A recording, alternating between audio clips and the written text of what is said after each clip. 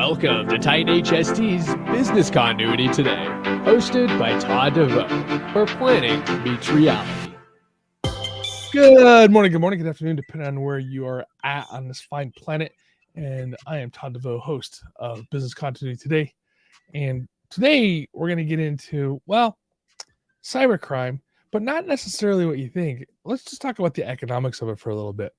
So, as of late, we've been seeing a lot of cybercrime stuff going in the on the headlines, and there's been some pretty high-profile cyber attacks that have happened over the years here. And so, new reports have shown that there's a gloomy reminder, if you will.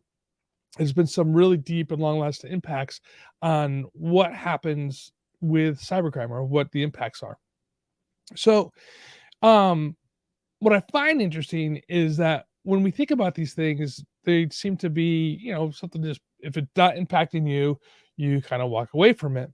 But here's an interesting thing that I believe that you will get a kick out of it in a set. When I mean a kick out of, go, wow, this really can impact our daily work.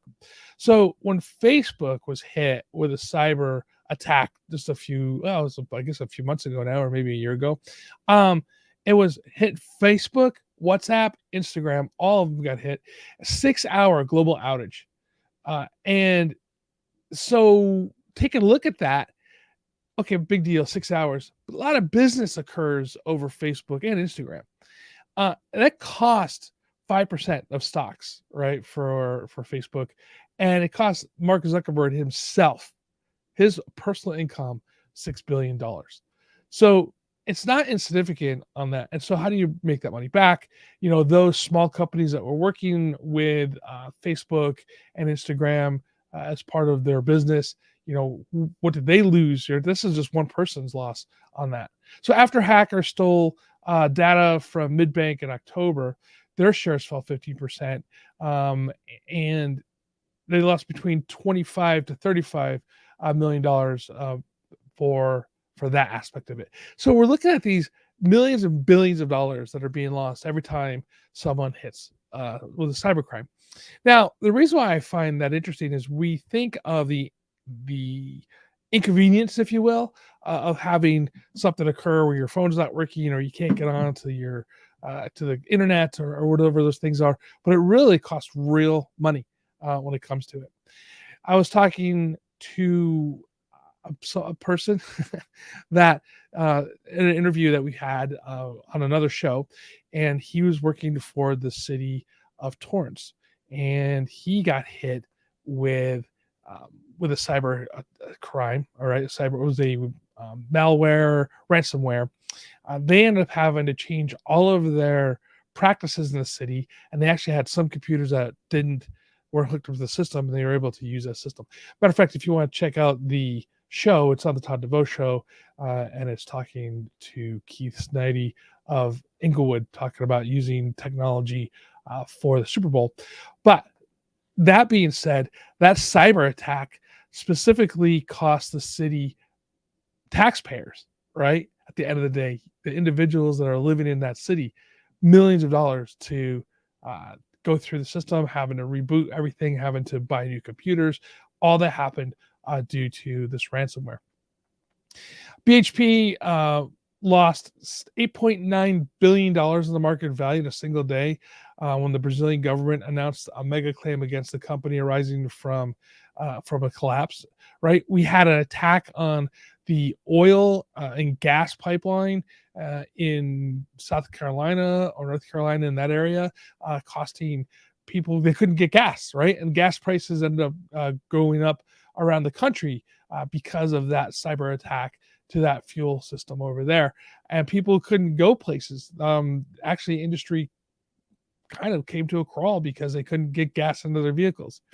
Goldman Sachs was accused of fraud, and its shares lost $12.4 billion one afternoon and $20 billion in a week due to issues associated with a cyber attack. Toyota vehicle recall, car maker shares on Toyota Exchange fell $30 billion over 4 weeks due to a cyber attack. These are real dollars that are happening. The other thing, too, if you remember, when Sony got hit by North Korea. So now we have a couple of different actors, right? We have state actors, and then we have individual the hackers that are going into do it for basically theft, right? For fraud. And where you see another set of hackers that are doing a lot of work is in Russia. And there's been a lot of that area over Eastern European hackers are probably the most prolific right now, where they're hitting hard. And these hackers are, some of them are doing it just for their own to gain money. Some of them are doing it for political reasons. Some of them are doing it because it's a military operations, right? And hey, just to let you know, on our side, we actually have hackers as well that are doing the same thing against other governments as well. So it's not just a one-way street, to be honest with you, right? But the idea here is the hackers that are hitting high profile, and sometimes not even high profile, businesses to hold people accountable. So what is your plan? All right. At the end of the day, what is your plan? What are you doing as a business continuity professional to lean forward and not just, okay, we're going to get, VPNs and we're going to do, firewalls and things like this. Yes, IT, I know you guys are doing your best to keep it out. But the question is, on the business continuity side, is how do you keep operations going, and what is your plan to keep operations going after an attack? And we need to get into the mindset of, well, may it happen, it might happen, it won't happen here. We have the best firewall ever. I mean, Amazon, web services are awesome. We can always change servers. Go through what it means when you get hacked in your company.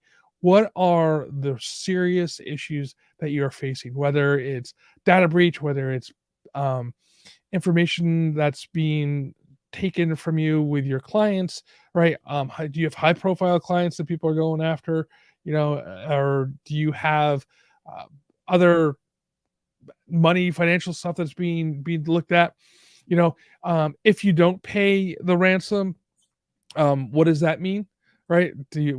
Can you back yourself up and get all that data away? What do they have access to? Do you have multiple different ways for you to protect yourself from the hackers? So that's great. So as business continuity, how do you keep your business running, right? What do you tell your customers and the people who may have been breached, right? How fast do you lean forward? Do you have a set of messages that you can send out right now if something happens to your company as far as being hacked? And again, get into that mindset of not if we'll get hacked, but when we'll get hacked. And if you're going to get ransomware, no, when you have ransomware. Those are the mindset you have to have, because if you work in that mindset, then planning for it becomes much, much more easy to do. Right? I don't know if I can put any more emphasis on that. And on the other side of it too is, who are you working with? Who are your partners that you can work with in the case of this happening? Do you work with other outside IT agencies? Do you have backup computer and servers that you can move to quickly? Do you have backup websites? Right? Everybody spends a lot of time on creating their website, but if that gets hit, do you have a backup one that you can send people to keep your e-commerce going if that's the area that you're working in? These are those areas that you have to really be paying attention to, and putting that plan into place, as I said before, right? And moving that in that direction is going to be very critical for your organization going forward. Hey, look, it's going to happen, right? We all know that we had been hit with malware. We've been hit with phishing attempts all the time. If you have an email, there's been phishing attempts on your email. Paying attention to that, having a good training program so your employees know not to click on things that look weird, to have a good reporting structure on that side of it as well, so employees know what to do if they get hit, if they make a mistake. And I've been hit by the fake ones in really weird ways. And I just report to my IT, say, hey, I just made this mistake. But luckily for me, the ones I got hit on were practice attacks by our internal team. And I've only been hit once, just to let you know. And I learned my lesson very quickly to, even if you're in the middle of working on something, it looks like something that you're working on, make sure you're checking those if it comes out kind of weird, make sure you're checking those email addresses and making sure that you have your plan, who to report to when you do it, and admit it. Right? Don't hide that. If you are one of the ones that hit the button, make sure you admit it quickly. Get it to your team to know. And again, as business continuity people, be forgiving a little bit. Understand that people make mistakes, and then also have that plan to fix the issues. Hey, everybody, thank you so much for spending time with me today. It's always a pleasure. And I know we are in the holiday season. I just want to wish everybody that you guys stay safe during this holiday season. And if you have any questions, please feel free to reach out. And don't forget, for your communication needs, please reach out to TitanHST at TitanHST.com. We'd love to show you what we have going on over here and, well, help you stay safe and hopefully help you stay safe from the hackers. Until next time, stay safe and stay hydrated.